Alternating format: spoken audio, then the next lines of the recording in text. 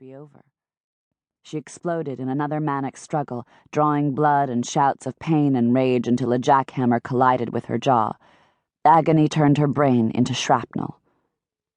Suddenly, through the vortex of crimson-blotched darkness, one of her attackers seemed to be sucked away as if into a black hole. He slammed into the side of the building with a sickening crunch. A second assailant turned away, but a hair-raising crack sent his blood arcing inches from her face. His terrified gaze bored into hers before his body slammed into her, as if from the impact of a speeding car. He took her down with him. She struggled under his dead weight, fear pulsing through her disorientation. Who had come to her rescue? Would they turn on her once they had finished off her attackers? The body pinning her down was heaved away. She wriggled up frantically on the freezing sidewalk and saw him.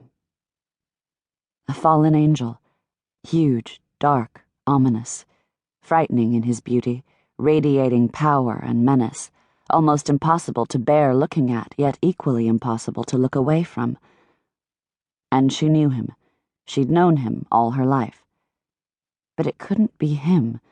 Not only had he changed almost beyond recognition, but what would he be doing here, now, when she'd been certain she'd never see him again? Was her jolted brain conjuring up an imaginary savior? If so, why not one of her cousins who were as well equipped to fill the role? Why him? Why Rashid Aal Munsoori? But with her senses stabilizing, no doubt remained. It was Rashid, a remote, if steady presence in her life during her first 17 years, the man she'd had a crush on since before she could remember.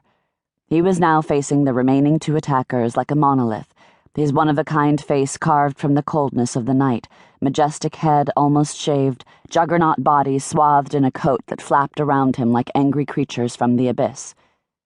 The men recovered from their shock, charged him, snarling, slashing switchblades at him. Dread deluged her. Unfazed by her shout or their attack, Rashid maneuvered like a matador, fielding raging bulls, harnessing the mindlessness of their charge against them. His arms and legs lashed out in a choreography of deadly precision, his methods merciless, flawless, as second nature as breathing was to her. He looked like an avenging demon reveling in vanquishing the loathsome quarry he lived to prey on. By the time she pulled herself to her feet, Rashid had the two men plastered against the building. One had lost consciousness, the other hung in the air, feet kicking feebly. Over the night's moaning wind, she heard rumbles issuing from Rashid. They didn't sound human. For a crazy moment, she thought they might not be, that he did have some entity inhabiting him, one that wouldn't be satisfied with anything less than taking those men's lives. That conviction broke her paralysis. "You'll kill them!"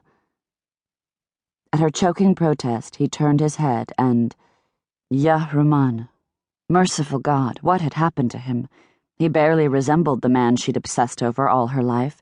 The eerie blankness in his eyes, the serene viciousness baring his teeth, like a beast in killing mode. And that scar. And... She shuddered. His voice, it completed the impression.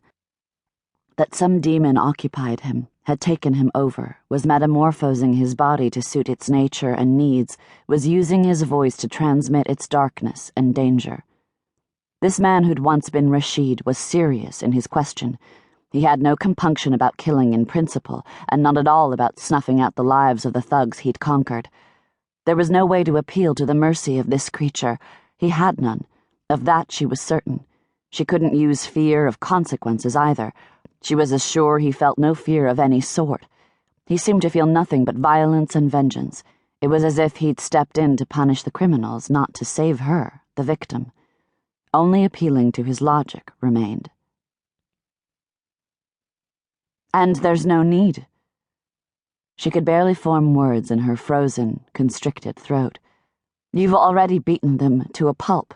None of them will be out of intensive care anytime soon. Putting them back together will be a gross waste of medical resources. I should spare society the cost of their continued existence. He turned his eyes to the man wriggling and whimpering in his hold. Scum like this don't deserve to live. She ventured closer, feeling as if she was interrupting a lion's kill.